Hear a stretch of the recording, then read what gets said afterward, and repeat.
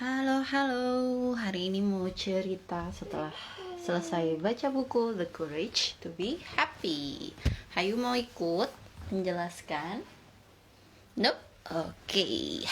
Seperti biasa karena ini untuk direkam, maka langsung aja aku cerita. Ada 3 hal yang pasti kenapa ya. Oh, Hayu mau cerita buku apa, Nak? Oh begitu. Oke, gantian ya. Ibu dulu ya.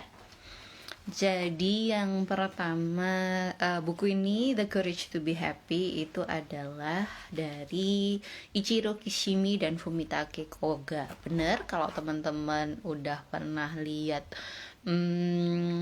di list buku kelar baca bukuku yang sebelumnya, The Courage to Be Disliked, ini adalah sequelnya. Ini adalah yang kedua. Terus habis itu ada hubungannya nggak sama The Courage to Be Disliked? Tentu saja ada.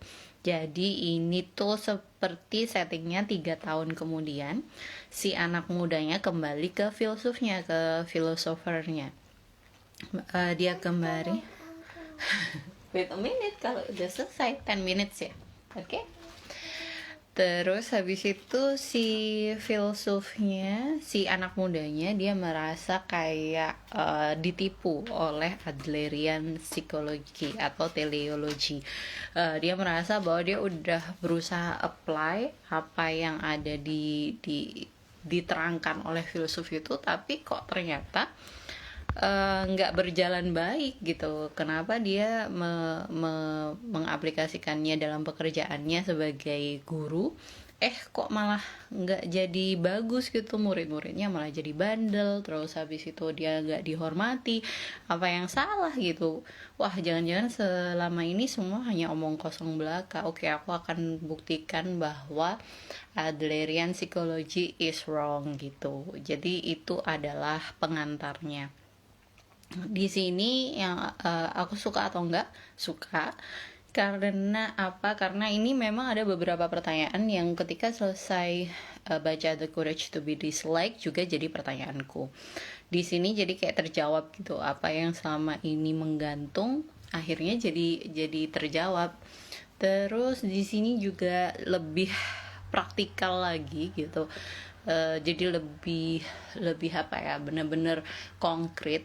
Apa sih si tokoh anak mudanya itu, dia kayak benar-benar challenge si filsuf. Udah nggak usah bahasa yang teoritis, nggak usah yang ngawang-ngawang, ini aja langsung yang real aja, gimana sih sebenarnya. Itu yang aku suka banget. Terus oh ya, sedikit spoiler mungkin ya, ini ada bahasan, ini lebih dalam lagi tentang interpersonal relationship gitu. Jadi dari sisi psikologi, gimana sih interpersonal relationship, terutama dari kacamata Adler. Terus habis itu membahas tentang cinta. Siapa sih yang nggak suka ya bahas tentang cinta? Di sini tuh menariknya, bahas tentang cinta itu dari hal yang sangat berbeda gitu. Jadi kayak dekonstruksi apa yang di benak kita tentang cinta.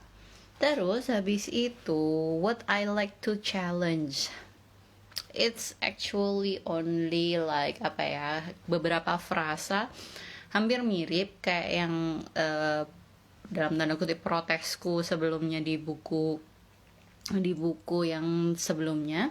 Jadi halo Yunia.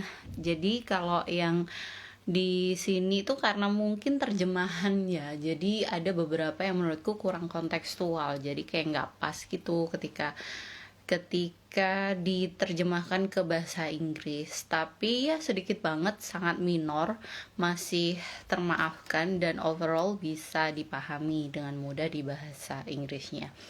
Terus habis itu, aku tulis di story sebelumnya kenapa aku prefer audiobook sama bukunya. Kenapa aku prefer untuk dengerin audiobooknya, dan akhirnya ngerasa itu kurang dan perlu untuk baca bukunya sendiri. Satu, mungkin kalau teman-teman tahu, ini kan bentuknya dalam bentuk percakapan bukunya, jadi benar-benar enak ketika didengerin lewat audiobook. Tapi karena bahasa yang digunakan mungkin karena translasi itu juga ke bahasa Inggris, ada beberapa yang si pembacanya itu sampai sangat emosional gitu. Wah, asap nih. Jadi karena sangat emosional malah kayak mengganggu gitu inti dari materinya. Hayu yang ngomong dulu. Enggak. Sorry. Jadi kayak materinya tuh jadi blur gitu karena lebih banyak emosi dari si pembacanya. Karena kan memang si tokoh anak mudanya nih ceritanya marah. Tapi akhirnya aku nggak bisa dapet inti pelajarannya gitu, lesson learn-nya. Akhirnya mau nggak mau kayaknya ini penting deh, meskipun udah didengerin berkali-kali itu kayaknya nggak enak deh kalau nggak baca bukunya. Akhirnya aku baca bukunya lagi, dan karena aku sudah mendengarkan audiobooknya lebih mudah akhirnya, jadi bisa agak cepet juga skimming gitu, terus tinggal oh ini yang maksudnya kayak gini toh, oh ini maksudnya kayak gini, jadi lebih mudah untuk mengerti. Aku juga lagi pakai aplikasi namanya Readwise, karena aku e-booknya aku dapat dari Kindle app, jadi otomatis synchronize. Kalau pakai Readwise kita kan bisa highlight di Kindle, otomatis nanti synchronize sama Readwise, terus bisa diekspor juga, diekspor langsung bisa ke Notion, bisa ke Room Research. Jadi karena aku untuk note taking, untuk mencatat apa-apa yang aku pelajari, aku pakai Room Research, jadi gampang banget, enak banget. Ketika kita udah highlight di Kindle, otomatis nanti dikumpulin di Room Research. Ketika aku mau belajar lagi, mau pelajari lagi, tinggal buka Room Research, udah tertata rapi gitu, tinggal kasih catatan tambahan gitu. So overall I really love it. Aku suka banget karena itu tadi menjawab apa yang beberapa pertanyaan yang aku juga punya. Yang kedua, kenapa butuh dua-duanya, butuh audiobook sama bukunya, karena itu tadi ada terlalu emosional gitu. Tapi kalau misalnya teman-teman very good in English juga listeningnya bisa nyaring, nggak kayak aku gitu, mungkin sih nggak perlu juga, audiobook udah cukup. Terus buku ini cocok untuk siapa? Untuk siapa? Yaitu orang yang lagi mungkin butuh ilmu tambahan tentang interpersonal relationship, karena di sini dibahas banget. Kita nggak, kalau di buku pertama tuh tentang universe, gimana kita hidup, bla bla bla kayak gitu. Di sini lebih fokus lagi itu di hubungan interpersonal antar manusia. Jadi kalau kalian butuh wawasan ilmu tentang itu, cocok. Apakah ketika baca buku ini harus baca buku yang pertama, The Courage to be Disliked? Not really actually, karena sudah dijelaskan, tapi tentu akan lebih mudah memahami ketika sudah baca buku yang pertama. That's all. Terus habis itu, setelah ini aku akan masih baca, berjuang menyelesaikan The Price of Inequality by Joseph Stiglitz. Terus sama audiobooknya kebetulan aku lagi dengar adalah namanya Thank You for Being Late.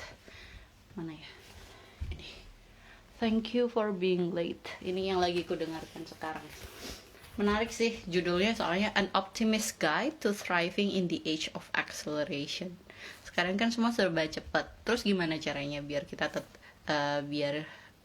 bisa thriving padahal dunia cepet banget gitu, biar kita nggak pusing, nggak dizzy gitu dengan segala sesuatu yang bergerak cepat.